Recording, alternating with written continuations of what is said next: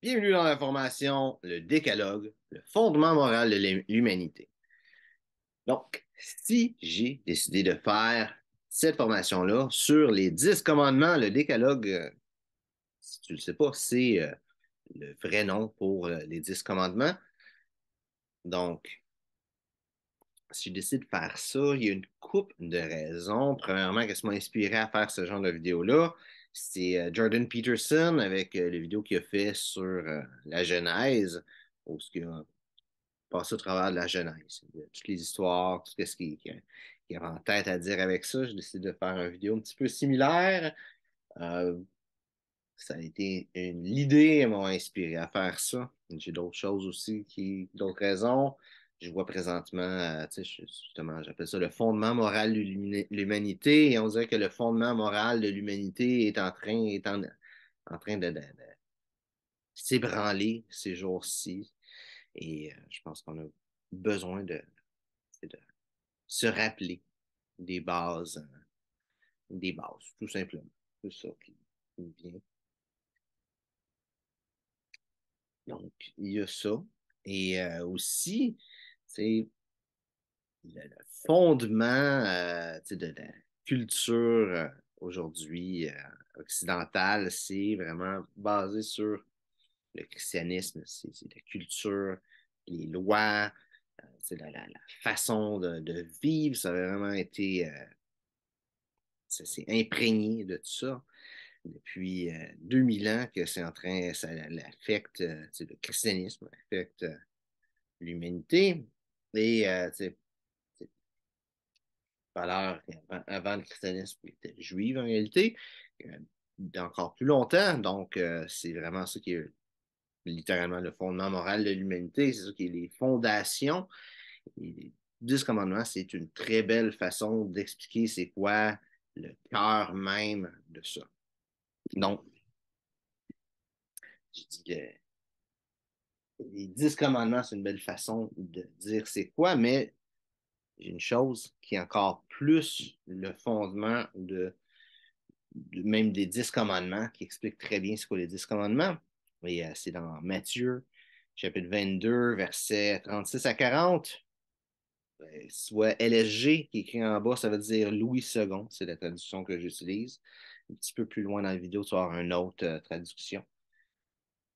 Mais règle générale, c'est Louis II. Donc, dans Matthieu 22, 36 à 40, ça dit, Maître, quel est le plus grand commandement de la loi? Jésus lui répondit, Tu aimeras le Seigneur ton Dieu de tout ton cœur, de toute ton âme et de toute ta pensée. C'est le premier et le plus grand commandement. Et voici le second qui lui est semblable. Tu aimeras ton prochain comme toi-même. De ces deux commandements dépendent toute la loi et les prophètes. Donc, la loi et les prophètes, finalement, c'est qu'est-ce qu'on appelle aujourd'hui l'Ancien Testament. Donc, tout l'Ancien Testament dépend de ça et plus précisément, les 10 commandements, ça dépend de ça. Aimer Dieu de tout son cœur, c'est la première moitié des 10 commandements.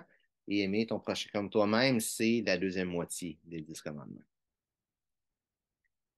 Une autre chose aussi que je pense qui est important à dire avant d'embarquer dans les 10 commandements, c'est Apocalypse 13, versets 16 et 17, la marque de la bête. Et donc, qu'est-ce que ça dit? C'est Il fit que tous, petits et grands, riches et pauvres, libres et esclaves, reçussent une marque sur leur main droite ou sur leur front, et que personne ne put acheter ni vendre sans avoir la marque, le nom de la bête ou le nombre de son nom. Il y a beaucoup de monde qui vont s'imaginer que ça va être genre une puce ou quelque chose comme ça. Puis je peux voir où est-ce que leur imagination peut arriver avec ça. Il y a déjà des gens qui se sont fait mettre une puce dans la main pour ouvrir des portes, des choses comme ça. Tu as une personne qui a fait s'implanter lui-même une puce dans le cerveau. Elon Musk est en train de travailler sur le Neuralink, qui est une façon de lier toutes les affaires, l'informatique jusqu'à notre cerveau. Donc, on voit ça venir, mais c'est pas ça la marque de la bête. Ça, c'est des théories de complotistes qui ont beaucoup trop d'imagination. La marque de la bête, le livre de l'Apocalypse, c'est tout de la symbolique. Au complet, c'est juste de la symbolique. Puis, qu'est-ce que ça veut dire, la marque de la bête? Il y a quelqu'un qui m'avait dit, le chiffre de la bête, c'est 666, puis 666, c'est 7, c'est le chiffre qui représente la création de Dieu. Un, ça représente Dieu. Et 6, dans le fond, c'est la création de Dieu sans Dieu. Puis dit 3 fois, c'est beaucoup. C'est une très belle façon de l'imager. Euh, D'imager qu'est-ce que c'est. Mais dans le fond, la marque de la bête, c'est si on regarde la main droite et le front, qu'est-ce que ça veut dire? La main droite, ça représente les actions qu'une personne va prendre. Et le front, ça représente les pensées que la personne va avoir. Donc, qu'est-ce que c'est dit grossièrement, ces deux versets-là? C'est que le monde va avoir dans leurs actions ou dans leurs pensées l'absence de Dieu, tout simplement. Ou plutôt quelque chose qui va les forcer à ne pas suivre Dieu. C'est la meilleure façon que je peux l'expliquer simplement. Donc, premier commandement, tu n'auras pas d'autre Dieu. Donc, dans Exode 20, chapitre 3, donc ça se retrouve, les 10 commandements, c'est à deux endroits. C'est dans Exode, chapitre 20, tout le chapitre, et c'est dans Deutéronome, chapitre 5, qui n'est pas écrit de la même façon. Parce qu'en réalité, dans Exode, qu'est-ce qui est écrit? C'est les 10 commandements, tels qu'ils étaient écrits sur les tablettes.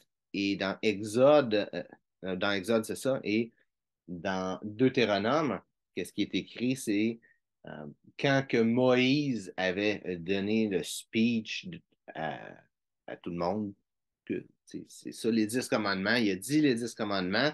Qu'est-ce qu'il a dit? C'est ça qui est écrit dedans Deutéronome. Qu'est-ce qui est différent? Parce qu'il y a certaines choses que Moïse va avoir dit d'autres mots que qu'est-ce qui était écrit, rajouter quelque chose. Et des fois, il y a du monde qui vont prendre qu'est-ce qui est écrit dans Deutéronome comme étant les 10 commandements quand c'est quelque chose qui a été rajouté.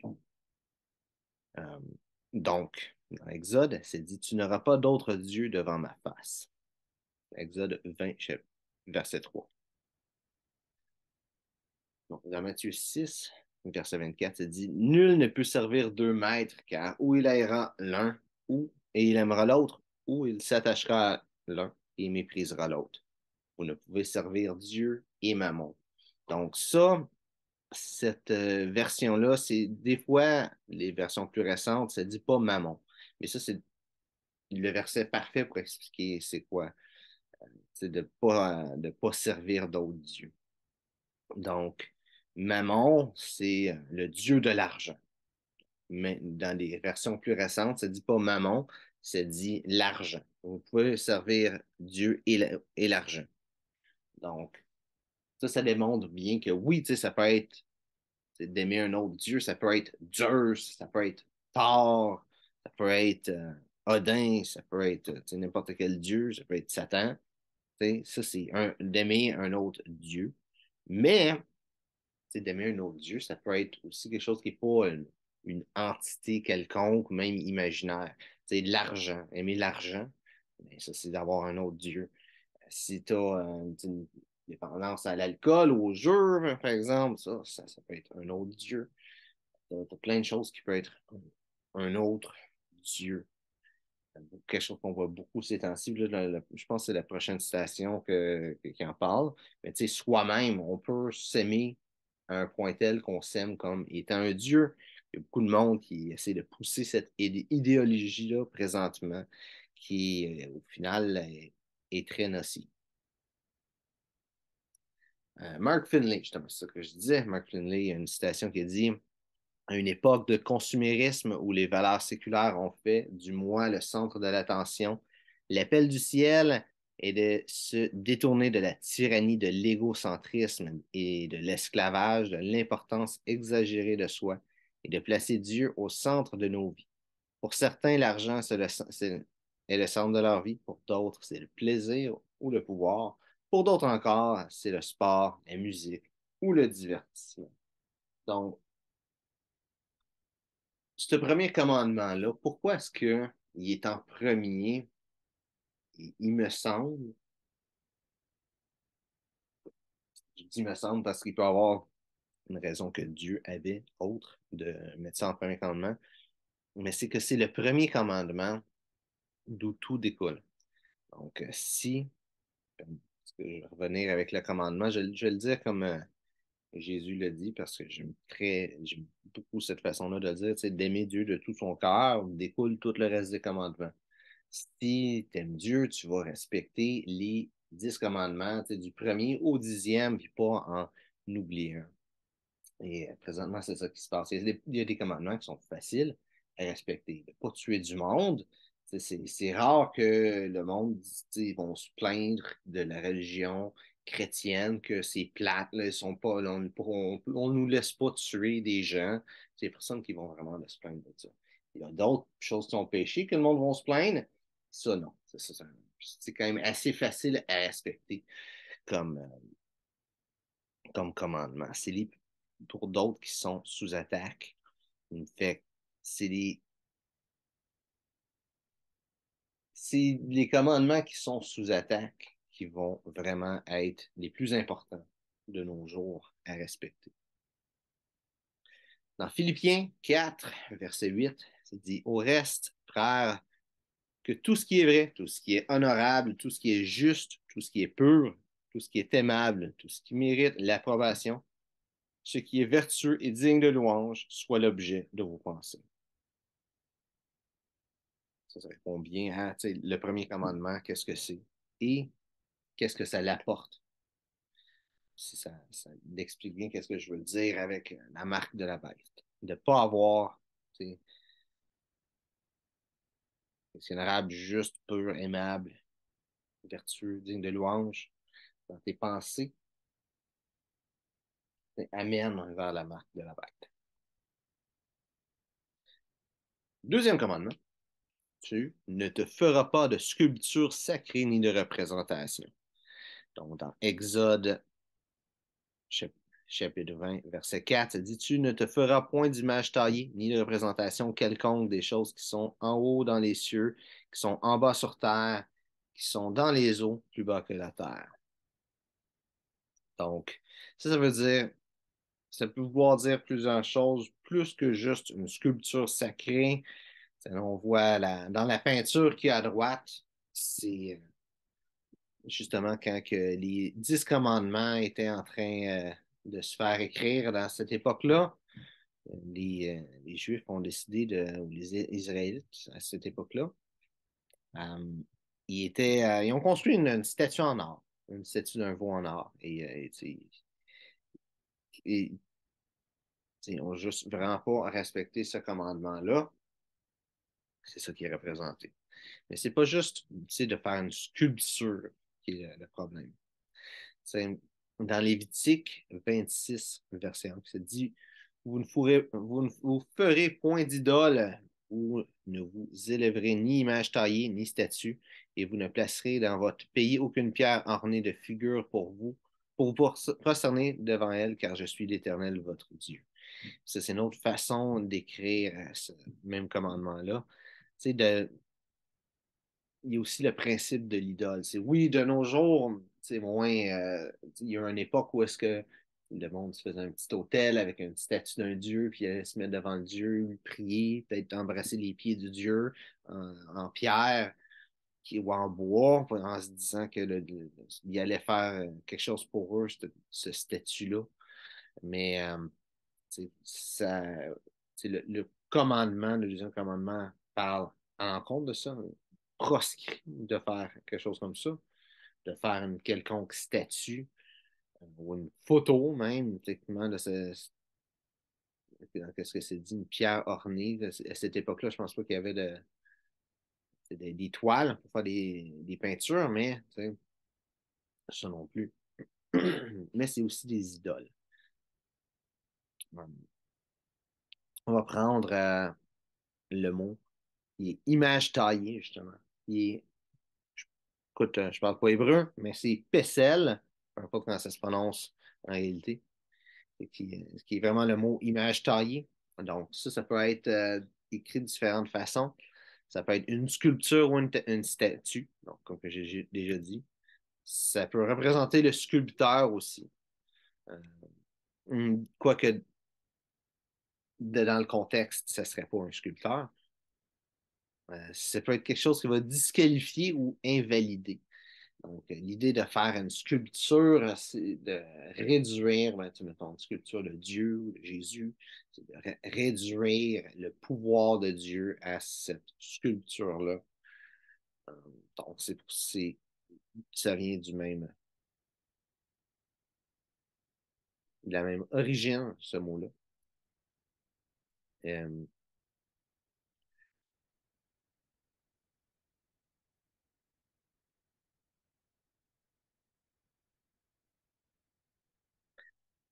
donc, dans Colossiens 3, verset 5, c'est dit, faites donc mourir les membres qui sont sur la terre, l'impudicité, l'impureté, les passions, les mauvais désirs, la cupidité, qui est une idolâtrie. Donc, c'est l'idolâtrie, c'est pas juste, c'est la sculpture, c'est vraiment de prendre quoi que ce soit et de vraiment lui donner une valeur plus importante qu'elle a en réalité.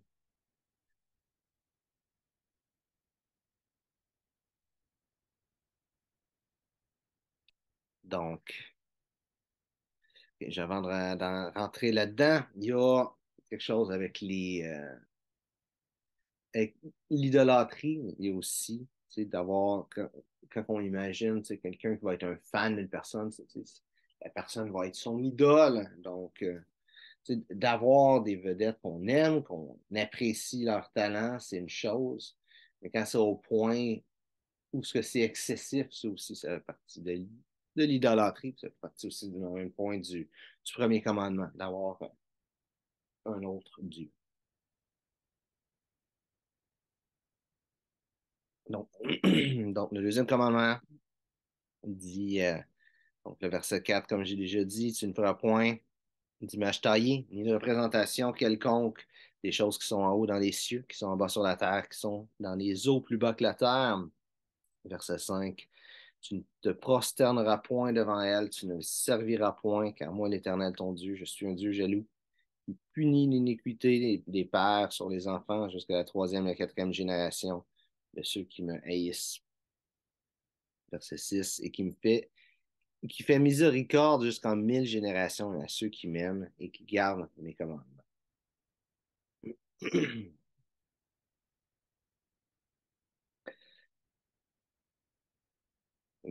Troisième commandement, tu n'utiliseras pas le nom de l'Éternel, ton Dieu, à la légère.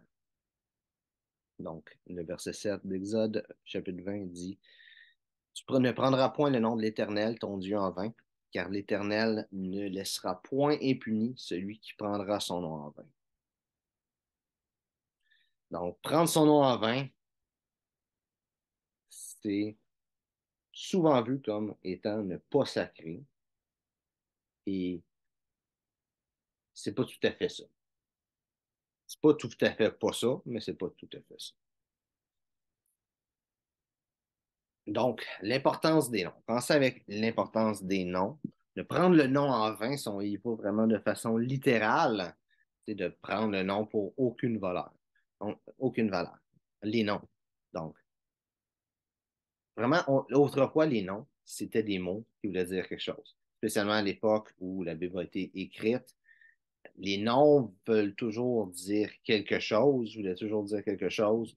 Même toi, ton nom, là, tu peux aller faire sur Google, peut-être que tu le sais déjà, mais tu peux aller sur Google et chercher définition de, puis tu écris ton nom, ça va donner la définition de ton nom. Parce que les noms veulent dire quelque chose, ou jusqu'à un certain point de nos jours, on ne voit plus vraiment la signification, mais avant, c'était vraiment comme des mots, ça, c'était comme un amalgame, mettons, de deux, trois mots mis ensemble, c'est ça qui était le nom. Et ça avait une signification. Quand tu donnais un nom à ton enfant, tu lui donnais ce nom-là pour qu'il y ait cette signification-là dans sa vie.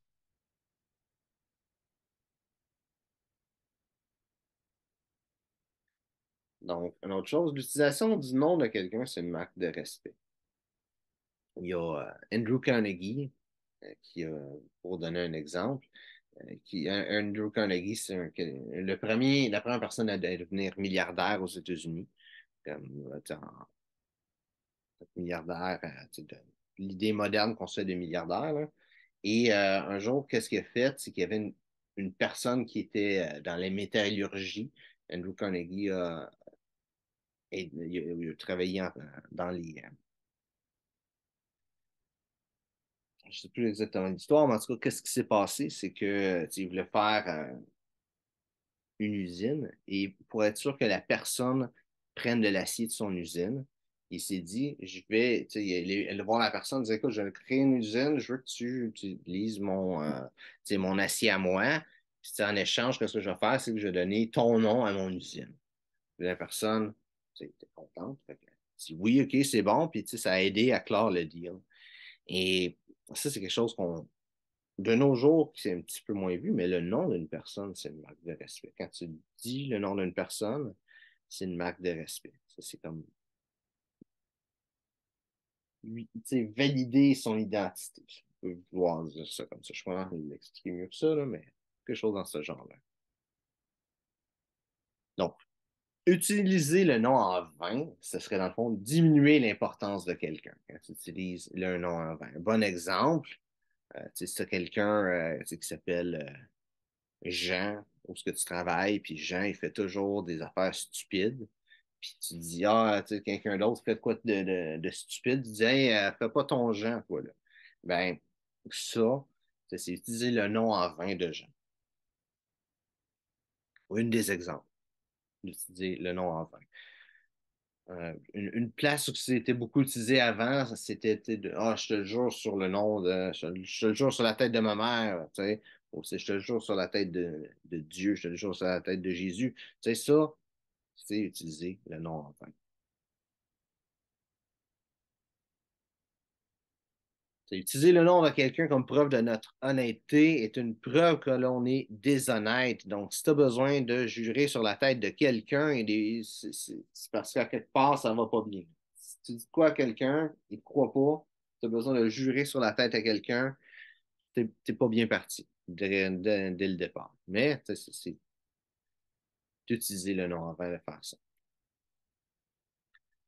Donc, Matthieu 5, versets 34 à 37, ça dit, mais moi je vous dis de ne juger aucunement, ni par le ciel, ni parce que c'est le trône de Dieu, ni par la terre, ni parce que c'est son marchepied, ni par Jérusalem, parce que c'est la ville du grand roi. Je ne jure non plus par ta tête, car tu ne peux rendre blanc ou noir un seul cheveu, que votre parole soit oui, oui, non, non, ce qu'on y ajoute vient du mal. Ça va avec un autre verset aussi, un autre commandement plus loin. Ça, c'est ça que c'est d'utiliser le nom en vain. C'est d'utiliser le nom de Dieu pour une promesse. Ça change rien, la promesse. Ça n'a aucune valeur. T'as rien, ça rien, rien que tu peux rajouter, rien que tu peux faire de cette parole-là. Ça ne va pas rendre ta parole meilleure. Même, en réalité, ça va la rendre encore moins bonne. Donc, le mot en vain, c'est lassa, ou peu importe comment que ça se prononce, cette chose-là en haut, ce mot-là en haut. Euh, donc, en vain, le mot lassa veut dire faussement, ça veut dire, ça se définirait par la futilité, par quelque chose de vide, la vanité, quelque chose d'inutile, quelque chose de sans but.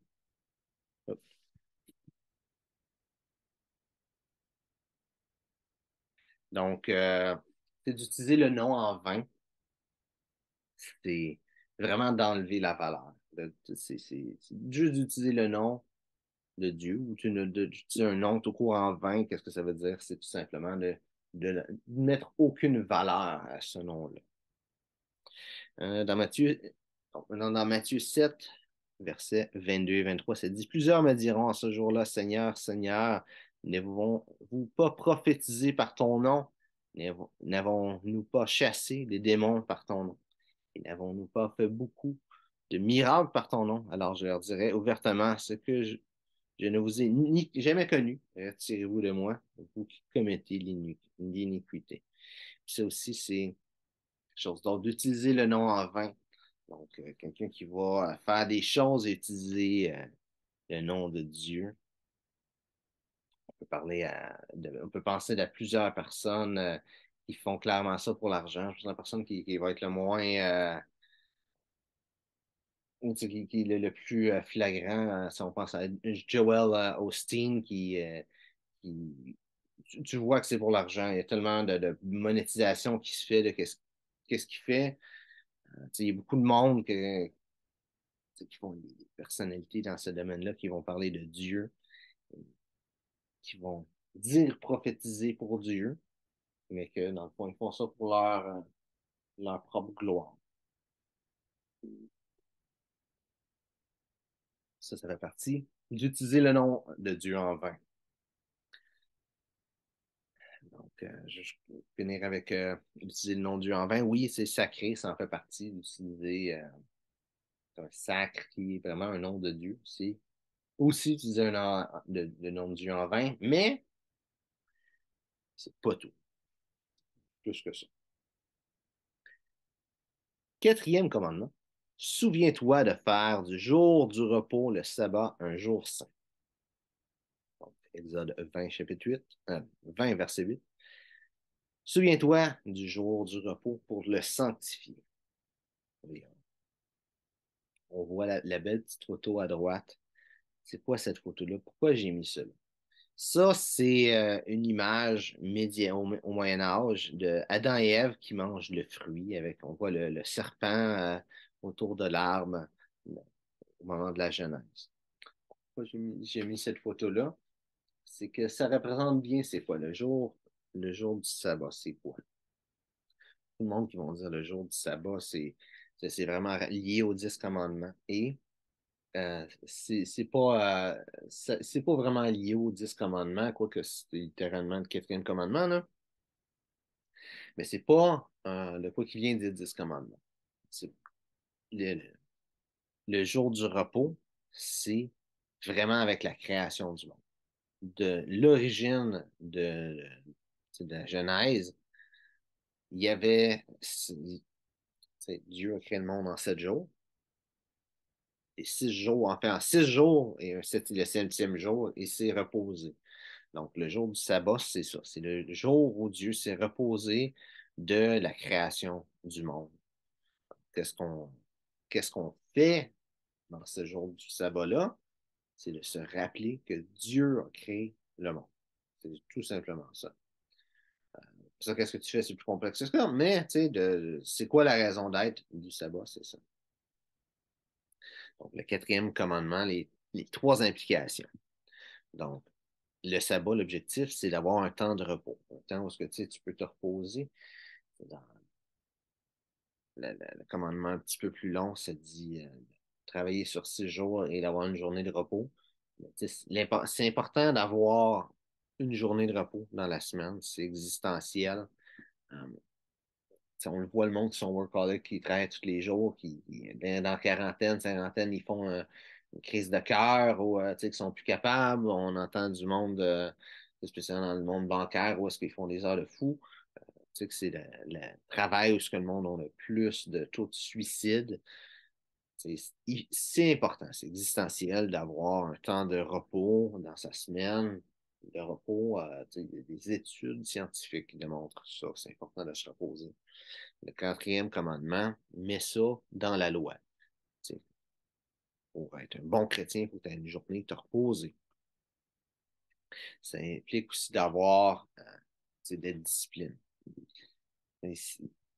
Sur plusieurs niveaux. Si tu as 7 jours pour faire tes choses, mais tu en as juste 6 en réalité, tu priorises tes choses plus.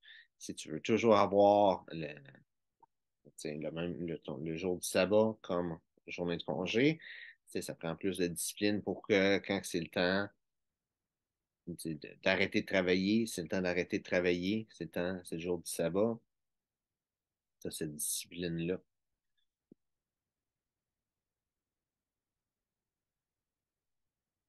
Et la troisième explication du quatrième commandement, comme j'ai dit, c'est de se souvenir de la création. Donc, de nos jours, quand on pense la fin de semaine, c'est quoi la fin de semaine?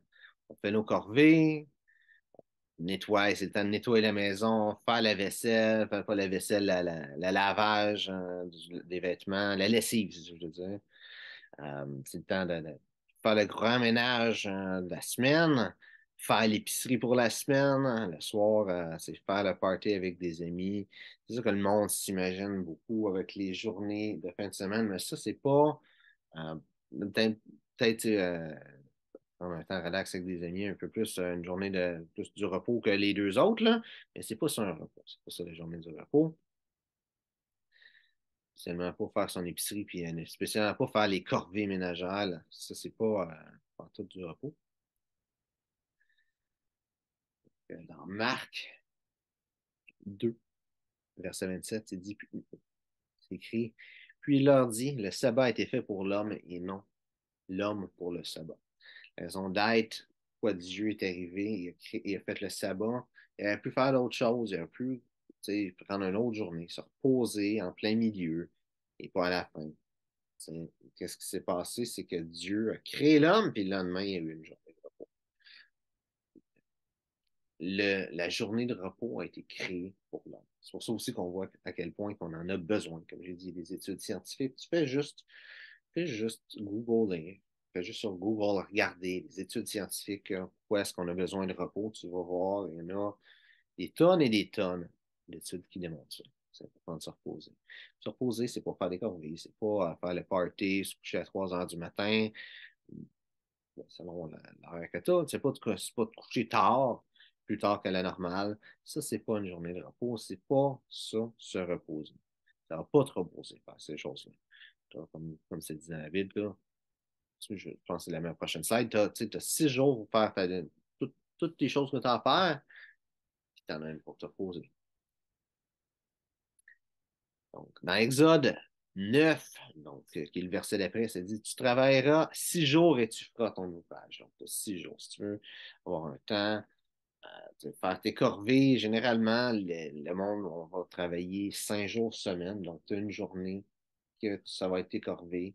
Tu vas faire ta lessive, faire le ménage de la maison, faire l'épicerie, c'est tout le kit cette journée-là. Et l'autre journée, tu vas prendre ça vraiment pour te reposer. Tu vas mettre ça dans 2 journées, avoir une vraie journée 100% pour te reposer. J'ai mis ce petit slide-là parce que justement, c'est ça, c'est vraiment, tu peux te reposer n'importe quelle journée, en réalité. C'est ça, on y pense comme faux, là. Ce principe-là, tu peux faire ça n'importe quelle journée, mais la raison d'être du sabbat, c'est aussi de se rappeler la création du monde par Dieu. Donc, il faut que ça soit le sabbat, donc le samedi. Tout le monde a essayé de s'imaginer de faire passer ça au dimanche. La raison que ça s'est passé, c'est l'empereur Constantin. Qu'est-ce qui s'est passé, c'est que l'Église, qui est maintenant l'Église catholique, ont décidé de changer le jour, de faire passer du samedi au dimanche, parce que l'empereur Constantin, je ne peux pas expliquer le côté politique en arrière de ça, mais ce qui s'est passé, c'est que l'empereur Constantin, l'Empire romain n'allait pas bien, et l'Église catholique a fait ça pour faire en sorte que Constantin devienne catholique, ou à cette époque-là, je pense que c'est juste l'Église chrétienne, il n'y a pas il y a encore de division encore là-dedans, mais qu'est-ce qui s'est passé, c'est qu'ils ont fait ce move-là pour que Constantin devienne chrétien et que ça entraîne un effet de levier que la religion de l'Empire romain devienne le christianisme.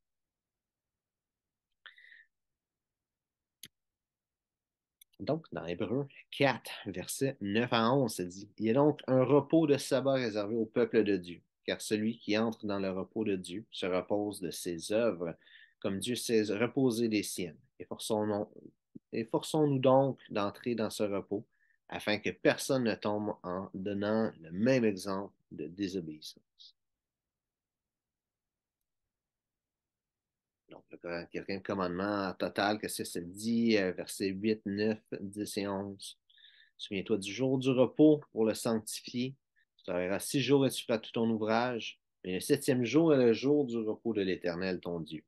Tu ne feras aucun ouvrage, ni toi, ni ton fils, ni ta fille, ni ton serviteur, ni ta servante, ni ton bétail, ni l'étranger qui est dans tes portes.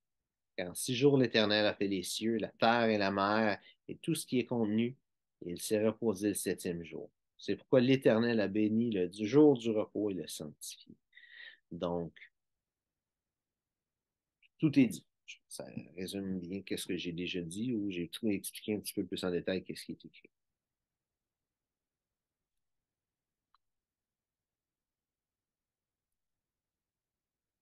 Cinquième commandement, honore ton père et ta mère. Honore ton père et ta mère afin que tes jours se prolongent dans le pays que l'Éternel, ton Dieu, te donne. Exode 20, verset 12. Donc, c'est quoi honorer? Honorer, c'est pas respecter, c'est pas écouter.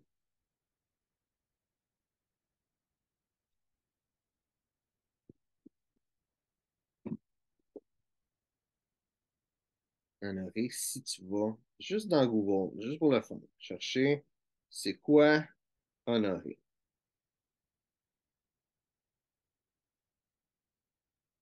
Tiens, la définition se dit c'est faire honneur et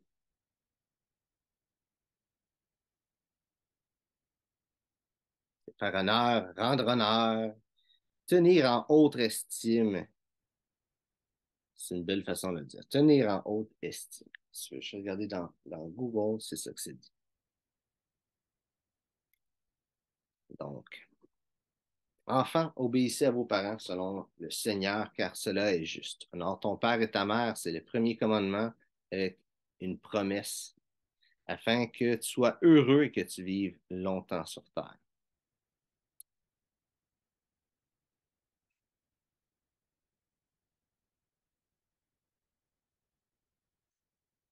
Dans Proverbe, chapitre 1, verset 8, il dit, écoute, mon fils, l'instruction de ton père et ne rejette pas l'enseignement de ta mère. Ça s'explique bien c'est quoi honorer ses parents. Et ça l'explique bien. Prendre, dans le fond, les instructions, l'enseignement, suivre la voie qui t'a été amenée, l'éducation qui t'a été amenée.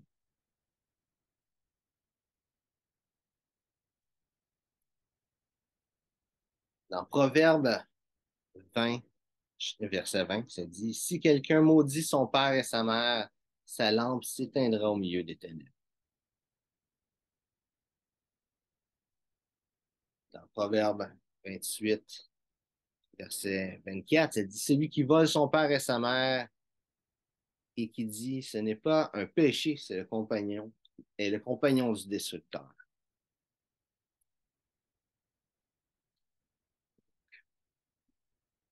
Sixième commandement, tu ne commettras pas de meurtre. Donc, dans Exode 20, verset 13, ça dit, tu ne tueras point. Et là, on voit, c'est dur à dire juste de même avec deux personnes un petit peu random en pagne comme ça, là.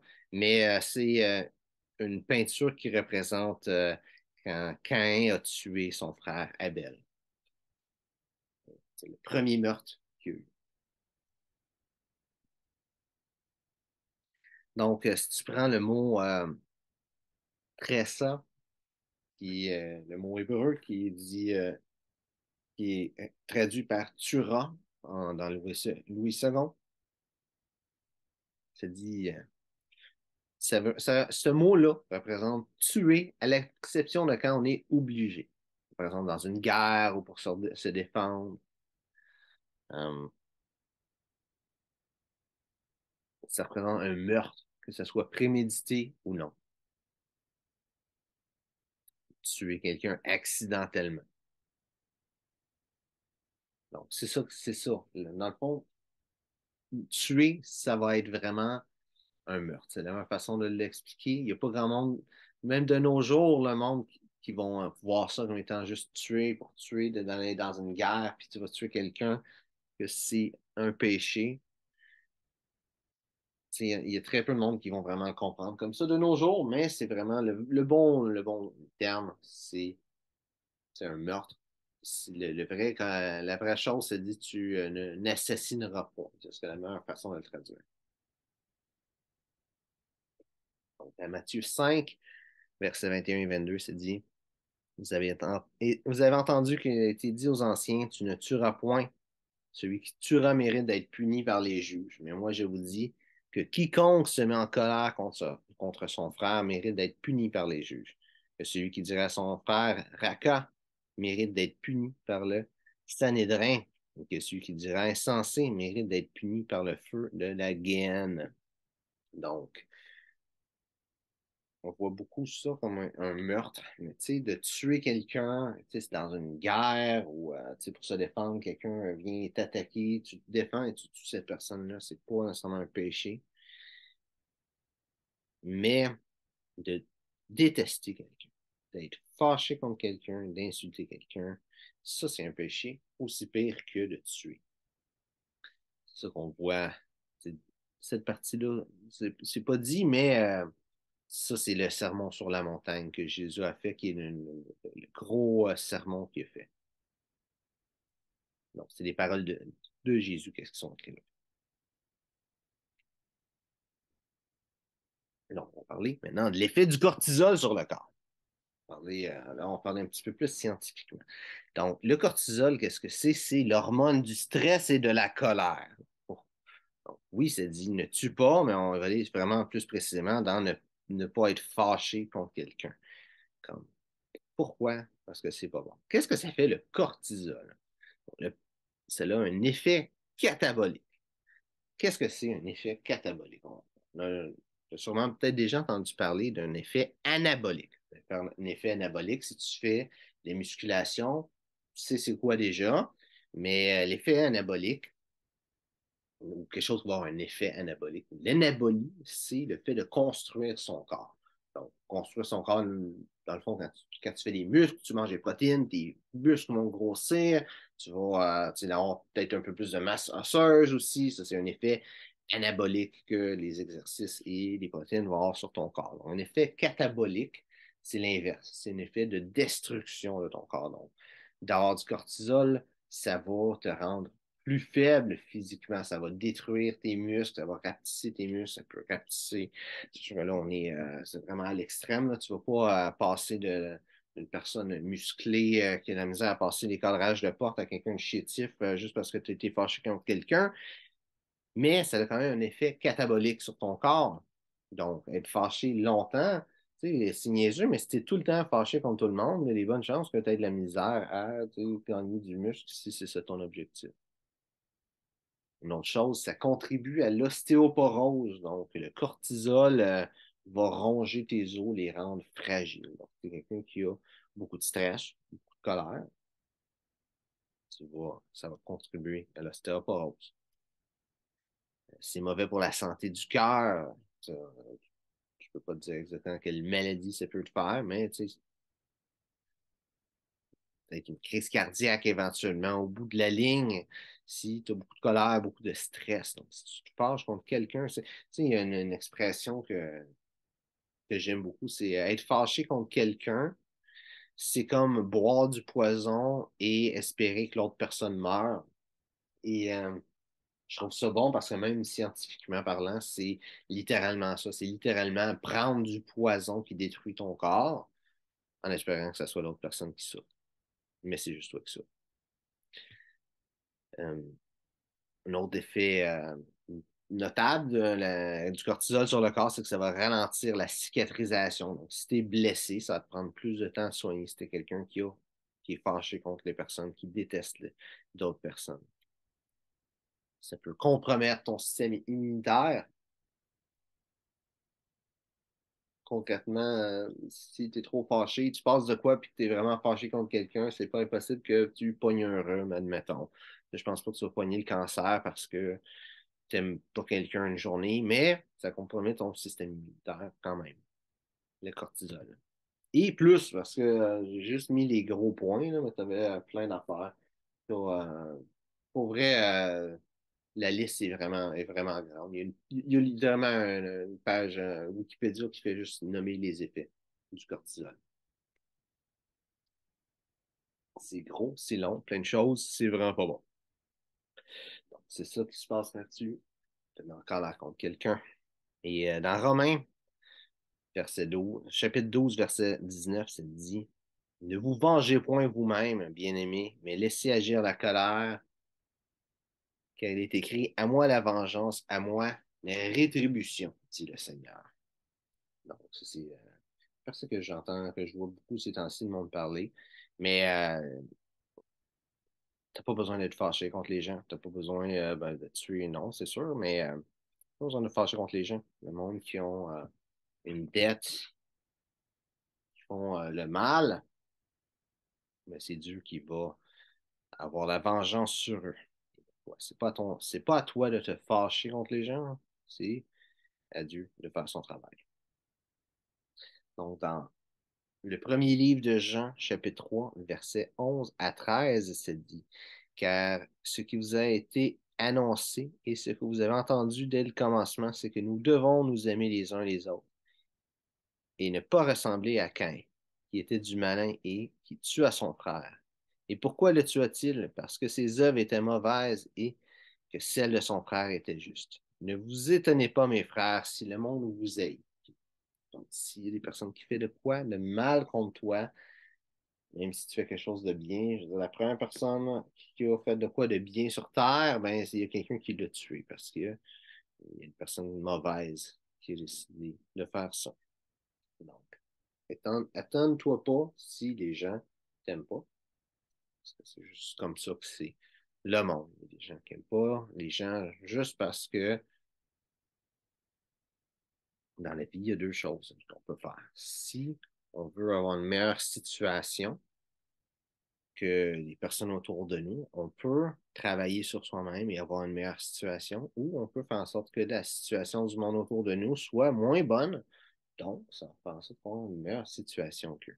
Il y a du monde qui choisissent la deuxième version. Et c'est tout, c'est la vie. Il ne faut pas être ce genre de personne-là qui choisissent la deuxième solution. Ça fait partie, justement, de ce commandement-là.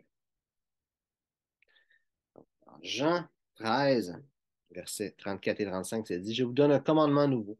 Aimez-vous les uns les autres comme je vous ai aimé. Vous aussi, aimez-vous les uns les autres.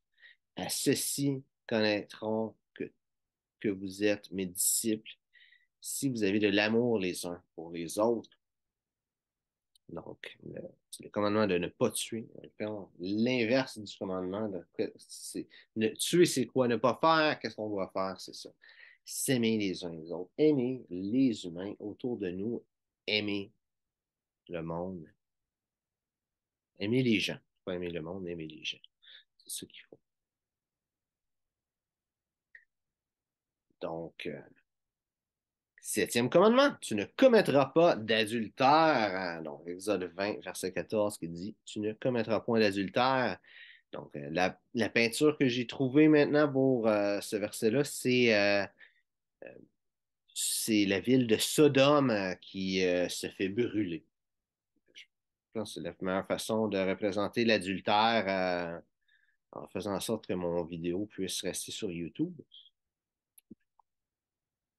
Et ça démontre très bien. Là, dans le fond, la ville de Sodome, il y avait vraiment un mal sexuel qui était là, dans la ville. Et c'est ce que. Tu l'histoire si tu veux, là. C'est pour ça que c'est ça que j'ai utilisé comme représentation. Mais tu ne commettras point d'adultère. Oui, ça s'explique très bien. Là, si tu as un chum, une blonde, un mari, une femme, de ne pas tromper cette personne-là. Oui, mais il y a plus que ça. Encore une fois, ça représente plus que ça, ce verset-là. Et ce mot-là, on va y avec le mot adultère. Qu'est-ce que c'est le mot adultère qui est, lui, est plus rough à prononcer, là, c'est neap. Je suis même pas sûr que le E à l'envers, c'est un E. Mais en tout cas, ce mot-là, donc, ça représente, bien entendu, commettre une adultère, pour la raison que ça a été traduit avec ça. Ça représente aussi le mot apostasie. Donc, ce mot-là est traduit aussi par apostasie. Apostasie, c'est de renoncer à ses croyances. Donc, renoncer à ses croyances, c'est aussi ça qu'il faut éviter dans ce commandement-là. Donc, 1 Corinthiens 6, verset 18, ça dit: Fuyez l'impudicité. Quelconque péché qu'un homme commette, ce péché est hors du corps, mais celui qui se livre à l'impudicité pêche contre son propre corps.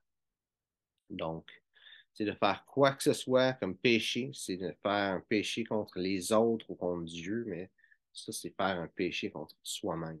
C'est ça que c'est dit. Euh, on va rester avec encore le thème de l'adultère. Quiconque répudie sa femme et en épouse une autre commet un adultère. Quiconque épouse une femme répudiée par son mari commet un adultère. Dans Luc 16, verset 18. Matthieu 5, versets 27 et 28, encore sur le sermon sur la montagne, qui est sûrement quelque chose que je devrais passer au travers éventuellement dans un même genre de vidéo qu'aujourd'hui. Vous avez appris qu'il a été dit, tu ne commettras point d'adultère, mais moi, je vous dis que quiconque regarde une femme pour la convoiter a déjà commis un adultère avec elle dans son cœur. Parce que c'est la base de tromper, c'est pas juste l'acte, c'est aussi les pensées. C'est un petit peu comme ce que je disais au début, la marque de la bête. La marque de la bête qui va être sur le front, sur la main. Commettre un adultère avec en guillemets, avec sa main droite, c'est la même chose que de le commettre, entre guillemets, encore avec son front.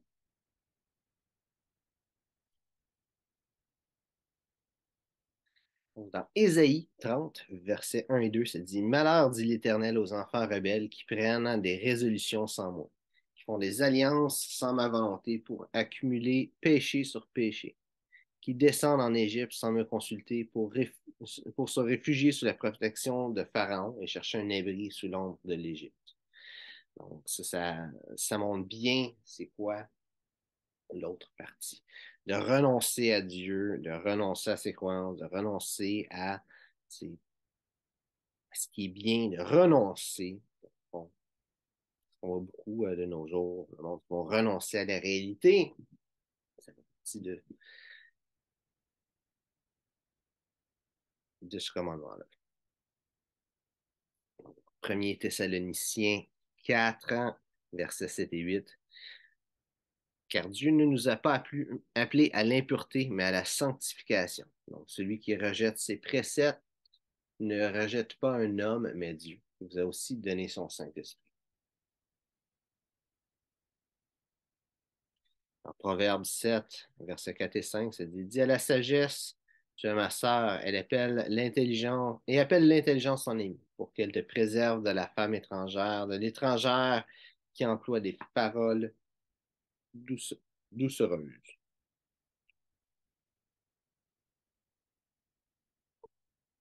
Dans Proverbe 7, versets 7 à 23, beau petit texte à lire là.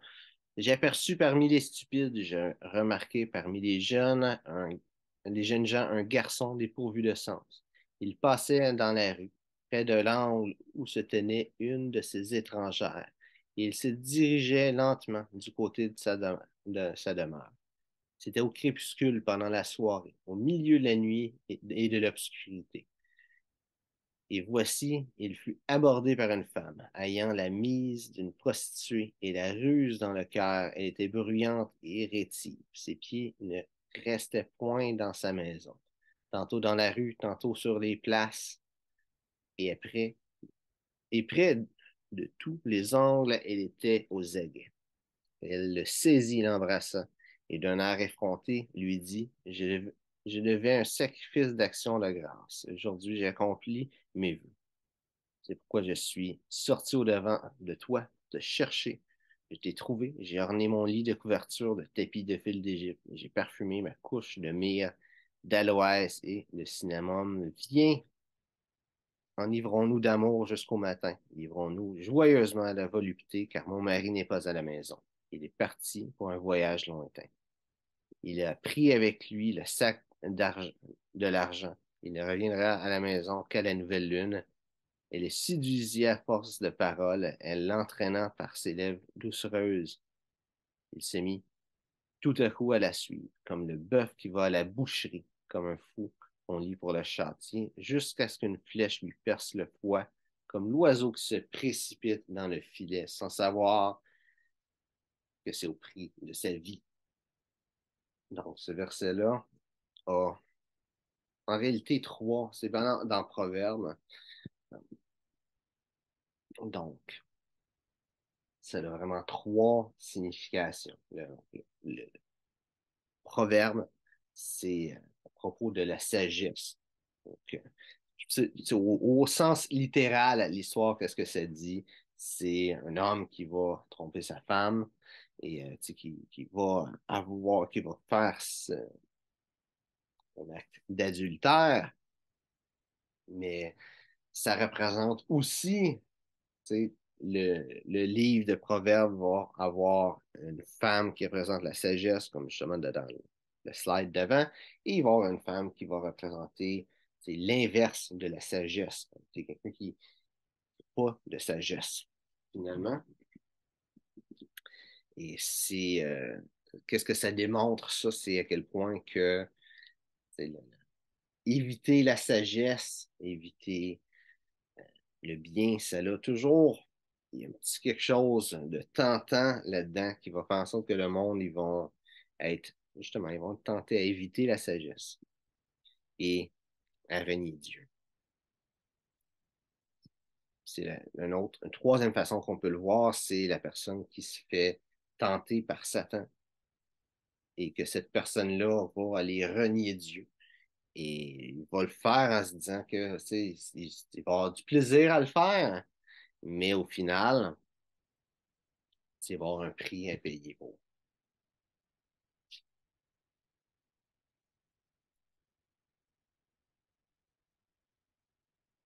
Huitième commandement, tu ne commettras pas de vol. Donc, dans Louis II, dans l'Exode 20, verset 15 de Louis II, ça dit, tu ne déroberas point. Donc, dans Lévitique 19, verset 13, BFC. BFC, c'était euh, la Bible en français courant. C'est ça que ça veut dire. C'est en français courant. Donc, c'est dit n'exploiter personne et ne voler rien. Ne gardez pas jusqu'au lendemain le salaire dû à un ouvrier. Donc, de ne pas donner, là, on parlait de c'est quoi un vol, de ne pas donner quelque chose qui est dû à quelqu'un, c'est un vol. J'utilise beaucoup cette traduction-là parce que pour le reste du vidéo, parce que il y a beaucoup de choses qui vont être un petit peu plus dures à traduire, un peu plus dures à expliquer avec le terme de l'ancien français de Louis II vers la fin des 10 commandements. Donc, c'est une traduction qui va être quand même un petit peu intéressante. Je t'invite à regarder cette traduction-là. La Bible en français courant, c'est une belle traduction facile d'accès, facile à lire et à comprendre. Donc, tu ne commettras pas de vol et les types de vol. Il y a plusieurs types de vol. C'est un vol physique. Tu vas quelque part, tu prends un bibelot, tu pars avec. C'est un vol physique. Un vol digital, quelque chose qu'on pense pas beaucoup, mais c'est de télécharger de la musique sur YouTube pour le mettre sur son téléphone cellulaire. C'est du vol. Aller, même si la personne, souvent, qu'est-ce qu'on dit avec le vol digital? C'est que ça fait pas de mal à personne. Et le monde qui n'ont pas les droits, c'est tout du monde riche, des grosses compagnies, puis tout ça. Mais ça reste quand même que c'est du vol. C'est de prendre quelque chose qui ne t'appartient pas. C'est la meilleure façon que je peux expliquer un vol, c'est prendre quelque chose qui ne t'appartient pas, puis de prendre quelque chose qui ne t'appartient pas, même digitalement, c'est quand même un vol.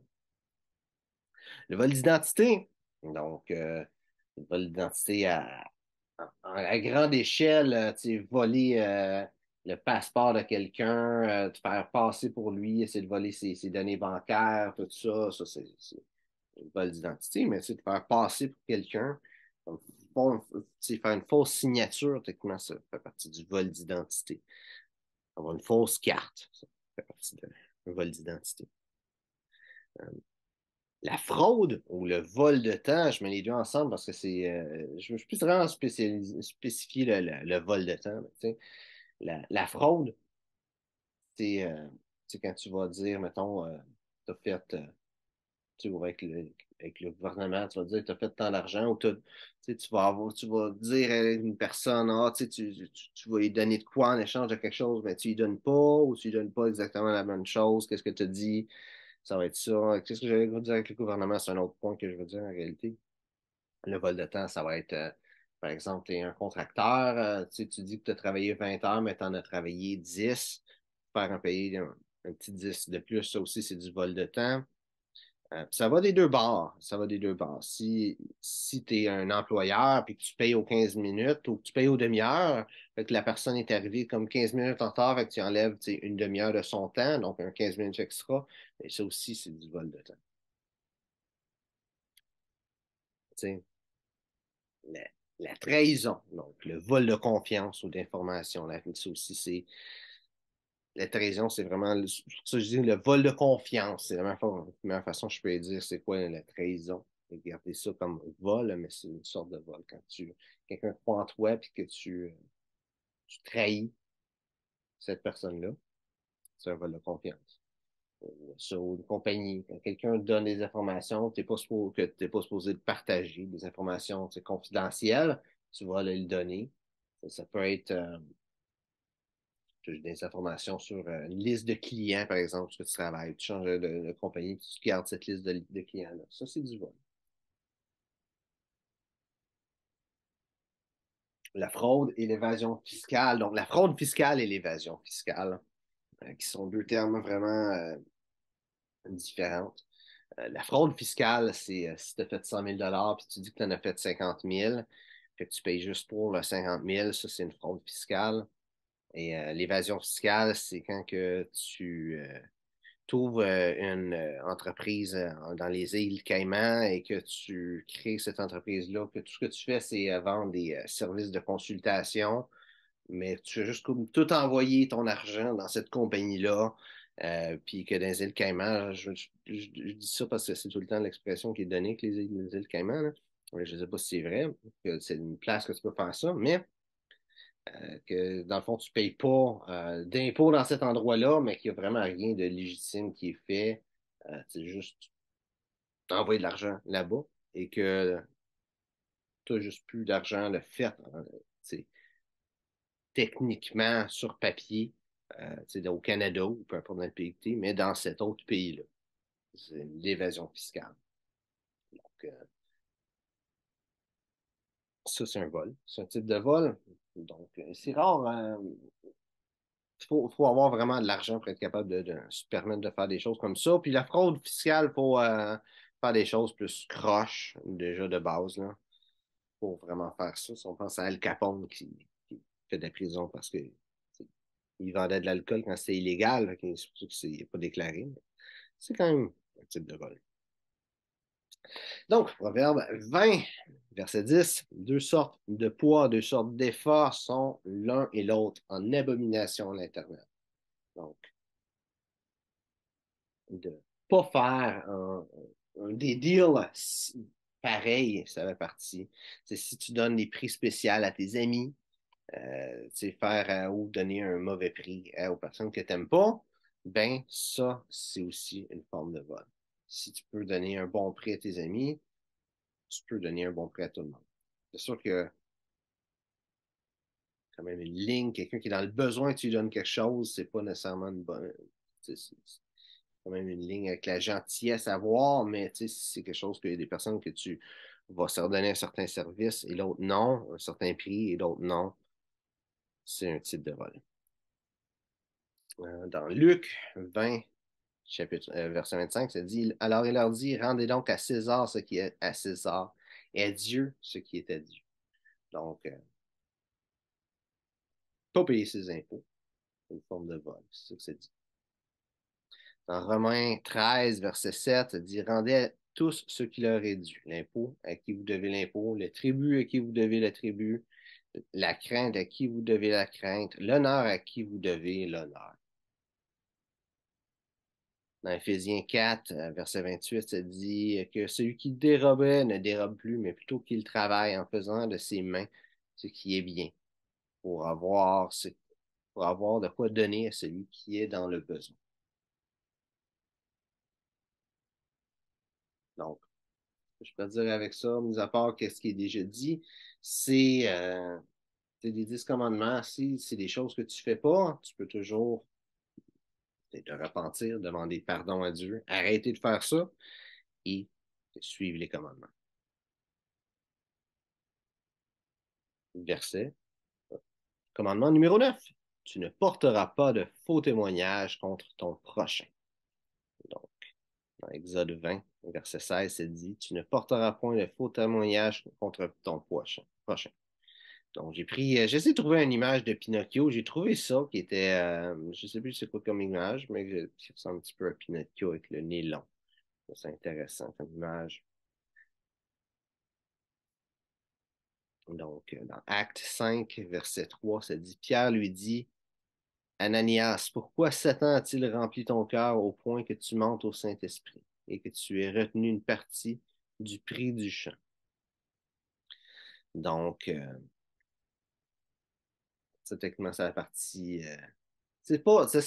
L'histoire là-dedans, je me souviens bien, j'ai juste mis ça dedans, c'est qu'il a vendu un champ, qui a dit qu'il allait tout donner, euh, pour tout donner à Dieu, mais qu'il a pris une partie pour lui, puis il a donné le reste.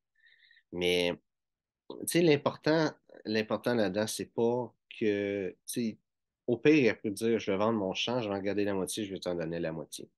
Ça aurait pu être ça qui a été dit. C'est qu'est-ce qu'il a dit, c'est j'ai tout de donner, mais il n'a pas tout donné. Donc, quand que tu dis quelque chose, c'est important de dire la vérité, pas changer, soit changer qu'est-ce que tu dis, soit vrai, dis la vérité.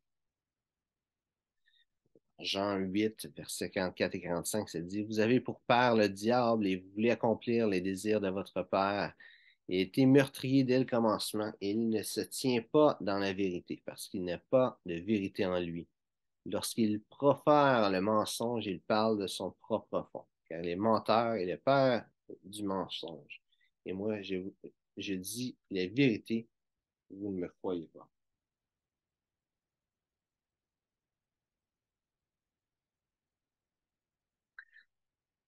Le mensonge, des fois, est agréable. Le monde aime le mensonge. C'est de plus en plus vrai. On entend beaucoup de choses. Je un petit peu sur ce qui est dit là. Tu sais, beaucoup de monde qui vont s'imaginer de ne pas dire la vérité à quelqu'un, tu sais, de juste mettre un petit mensonge, juste pour tu sais, faire plaisir à la personne que c'est une bonne chose. Mais faire ça, c'est mauvais. C'est de mentir aux gens pour leur leur bon état, dans leur bonheur ou peu importe, pour qu'ils se sentent offusqués, c'est une mauvaise chose. Ça, qu'est-ce que je vois présentement dans le monde? C'est une des grosses choses qui est en train de ronger l'humanité, ronger le bonheur du monde, de s'éloigner de la vérité, de rester dans le mensonge, de se mentir les uns aux autres. C'est quelque chose qui est vraiment en train de détruire le monde présentement. Il y a beaucoup de monde qui le voit, je ne suis pas le seul qui voit ça, mais malheureusement, il y a beaucoup de monde qui ne le voit pas et continue à perpétrer ça et vont arriver jusqu'à dire au monde qu'ils disent la vérité, qu'ils voient que de mentir, c'est une mauvaise chose. Que de dire à ce monde-là qu'eux devraient mentir. Dans Psaume 15, versets 2 à 5, dans le BDS, c'est Bible du semeur. C'est une autre traduction que j'aime mieux Louis II, mais c'est une belle traduction aussi, dit différemment. Donc, pourquoi j'ai pris celle-là? Probablement parce que la façon que c'était écrit, c'était un petit peu mieux. Donc, l'homme a la conduite intègre, il pratique la justice et il dit la vérité qu'il pense au fond de son cœur. Il ne calomnie pas son prochain.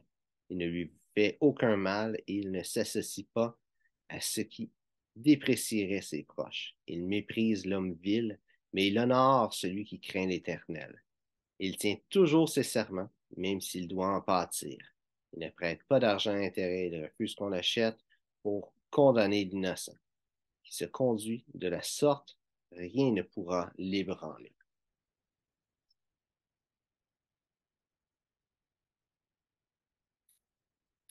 Donc, il y a, comment ça s'appelle, Jean-Maurice Prosper qui a dit une autre citation que j'aime beaucoup dans ce sujet-là, qui est, il faut comprendre le contraire du mensonge, c'est la vérité. Jésus est le chemin, la vie et la vérité. Donc, si nous sommes dans le mensonge, nous ne sommes pas dans la vérité, la vérité n'est pas en nous.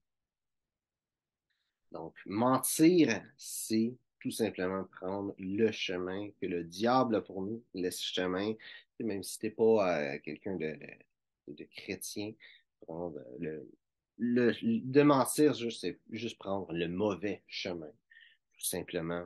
Le chemin qui mène à la destruction, qui mène à juste à rien de bon dans la vie, tout simplement. À l'inverse, la vérité, c'est dans le bon chemin. En Éphésiens 4, verset 29, ça dit qu'il ne sorte de votre bouche aucune parole mauvaise, mais s'il y a lieu, quelques bonnes paroles qui servent à l'édification et communiquent une grâce à ceux qui l'entendent. Donc, 10e commandement, tu ne convoiteras pas ce qui appartient à ton prochain. Donc, dans Exode 20, verset 17, ça dit, tu ne convoiteras point la maison de ton prochain, tu ne convoiteras point la femme de ton prochain, ni son serviteur, ni sa servante, ni son bœuf, ni son âne, ni aucune chose qui appartienne à ton prochain. Donc, je retournais avec une autre citation de Jean-Maurice Prosper. Donc, il dit, la convoitise révèle un manque de reconnaissance de ce que nous avons. C'est un autre des gros problèmes qu'on voit de nos jours. Le monde n'a pas de reconnaissance. C'est moins que la vérité et le mensonge, là, mais le monde n'a pas beaucoup de reconnaissance. Il faut être content de ce qu'on a. Il ne faut pas nécessairement juste se satisfaire. On peut vouloir plus dans la vie. Si tu n'as pas nécessairement une bonne situation, si c'est quelqu'un qui va être qui va vivre dans la rue, tu peux dire que cette personne-là, elle a tout à avoir de mieux dans sa vie. Mais le peu qu'elle a, à être pour de la reconnaissance d'avoir ça. Et toi, même si tu ne sais pas quoi la situation que tu es en train de vivre dans ta vie, tu as des choses. C'est sûr que tu as des choses. À la limite, si tu n'as rien d'autre que juste être capable d'écouter, mais il y a des gens qui sont sourds. C'est quelque chose que tu as de plus que l'autre personne. Puis, je suis sûr que tu as plus que juste ça, écouter. Si tu es capable de cliquer sur le thumbnail à quelque part pour regarder cette vidéo-là, ben, tu es capable de voir, tu es capable de faire penser, je ne sais pas. Tu as un ordinateur ou un téléphone. Ben, tu as des choses à être reconnaissant. Donc, Jacques 4, versets 2 et 3. Vous convoitez et vous ne possédez pas. Vous êtes meurtrier et envieux et vous ne pouvez pas obtenir. Vous avez des querelles et des luttes et vous ne possédez pas parce que vous ne demandez pas. Vous demandez et vous ne recevez pas parce que vous demandez mal, dans le but de satisfaire vos passions. Donc, qu'est-ce que ça dit là-dedans? C'est que les gens qui ont, qui ont de l'envie vont être envieux. Généralement, qu'est-ce qu'ils vont vouloir? C'est des choses qu'ils n'ont pas, mais ils vont vouloir sans mettre l'effort nécessaire pour l'avoir. Ils vont juste vouloir et être pas contents que le monde l'ait. On voit beaucoup ça avec les personnes qui détestent les personnes riches. Ils vont dire, ah, cette personne-là, elle a tout. Tu ne réalises pas que la personne, elle a travaillé pendant 20 ans à 80 heures, 100 heures semaine. à juste travailler comme un fou, à pas à voir sa famille, à rien. Réalise pas que la personne a tout donné comme ça. Tu sais, des fois, ça peut être d'autres situations, mais tu sais, règle générale, quelqu'un qui va avoir beaucoup d'argent, il va avoir tout ce travail-là. La personne va mettons, être envieuse de cette personne-là, mais sans avoir une idée du parcours que la personne a fait, sans nécessairement avoir le goût de faire ce genre de parcours-là non plus. J'étais envieuse des résultats, mais sans vouloir faire le nécessaire pour y aller. Tout le monde va avoir de l'envie. Et c'est ça.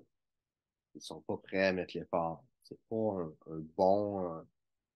D'avoir l'envie, c'est pas une bonne chose. C'est d'avoir des objectifs, avoir des ambitions, c'est une chose, c'est une autre chose complètement.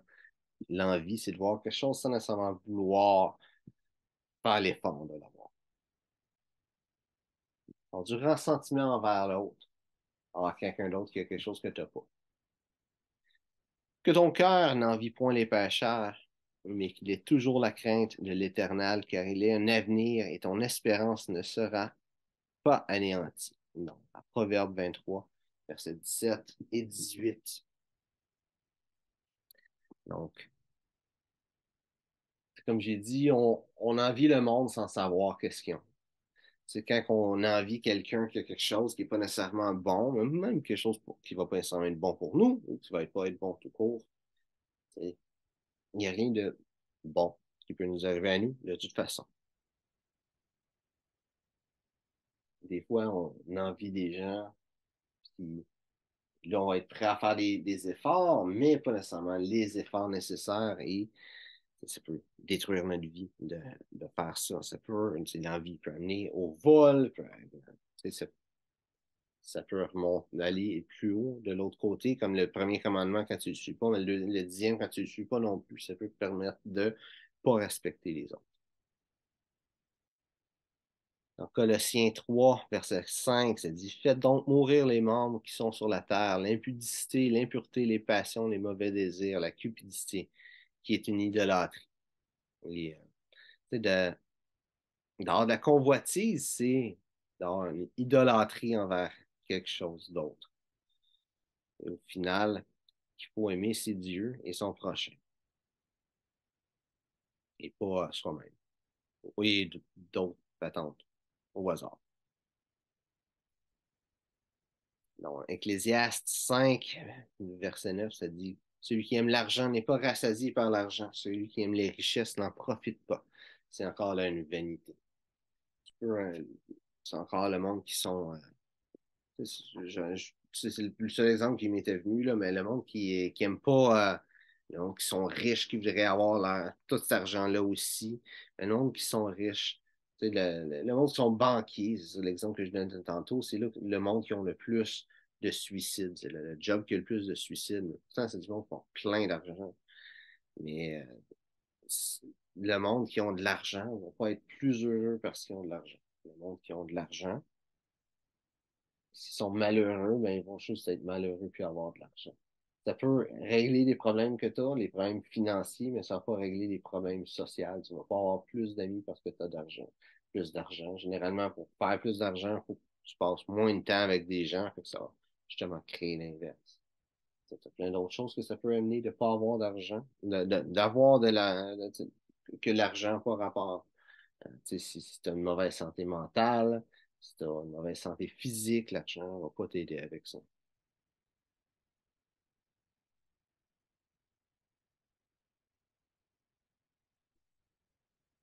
Ne vous amassez pas des trésors sur la terre où teigne la rouille, où la teigne et la rouille détruisent, où les voleurs percent et dérobent, mais amassez-vous des trésors dans le ciel, où la teigne et la rouille ne détruisent point, et où les voleurs ne percent ni ne dérobent. Matthieu 6, versets 19 et 20. On va penser un petit peu aussi à une histoire, pas de ce verset-là, mais l'autre d'avant, là. C'est le gars un gars riche qui s'en va au Mexique, puis il voit un Mexicain qui est en train de pêcher, euh, qui revient de pêcher, puis il dit, ah, il commence à parler avec lui, puis il dit, il dit à la personne, qu'est-ce que tu fais? Là, genre, je pêche avec je reviens de pêcher avec mes amis, puis là, je vais aller souper avec ma famille. Puis il dit, ah, tu sais, qu'est-ce que tu devrais faire là? Tu sais, tu pêches toute la journée, tu sais, ce que tu devrais faire, c'est bâtir une compagnie, tu sais, acheter un deuxième bateau, engager des employés, faire plus d'argent avec ta compagnie de pêche, puis éventuellement, ça être capable tu sais, de te reposer, puis faire qu'est-ce que tu veux avec cet argent-là, puis faire qu'est-ce que tu veux de ton temps. Puis les personnes disent, oh, mais qu'est-ce que je vais faire après ça dans mon temps? Ben, je ne sais pas, qu'est-ce que tu aimes faire? Il dit, ben, moi, j'aime ça pêcher avec mes amis, puis souper avec ma famille. Fait que, tu sais, ça demande beaucoup de choses. Quand tu as, tu sais, il y a plus que l'argent, il y a des choses qui ne s'achètent pas. Ça démontre que c'est la gratitude que c'est important. Faut être content de ce que tu as. C'est ça qui va être vraiment la meilleure façon d'être heureux la convoitise, c'est vraiment ce qui va t'éloigner du bonheur.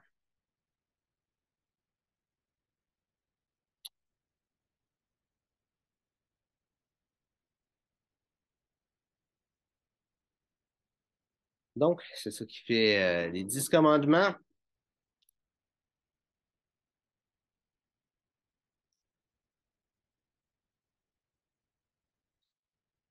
Maintenant que ça c'est passé, euh, donc, petit point. Donc, dans Matthieu euh, 22, versets 36 et 40, c'est dit, Maître, quel est le plus grand commandement de la loi que j'ai lu déjà plus tôt? Jésus lui répondit, tu aimeras le Seigneur, ton Dieu, de tout ton cœur et de toute ton âme et de toute ta pensée. C'est le premier, le plus grand commandement, et voici le second qui lui est semblable. Tu aimeras ton prochain comme toi-même. De ces deux commandements dépendent toute la loi et les prophètes. Donc, c'est ça. Ce qui vient d'être dit, c'est ça. C'est aime Dieu de tout ton cœur et aime ton prochain comme toi-même.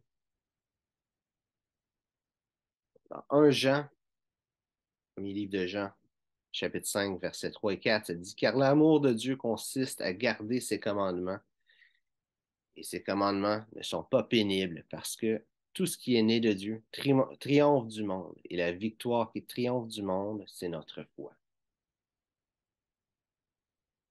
Dans Romains 13, 9 à 10, il dit, en effet, les commandements, tu ne commettras point d'adultère, tu ne tueras point, tu ne déroberas point, tu ne convoiteras point, et ceux qu'il peut encore y avoir se résument dans cette parole. Tu aimeras ton prochain comme toi-même. L'amour ne fait point de mal au prochain. L'amour est donc l'accomplissement de la loi.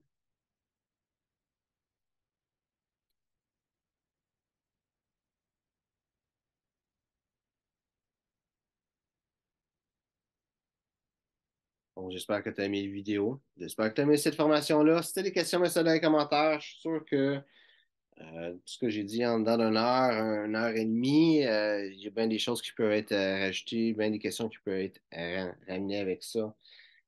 Si j'ai assez de questions, je vais peut-être même faire une vidéo là-dessus, qui sait, peut-être. Donc, j'espère que tu as apprécié. Si c'est le cas, merci de regarder ça au complet. Donc, merci de regarder la vidéo et on se voit une prochaine fois.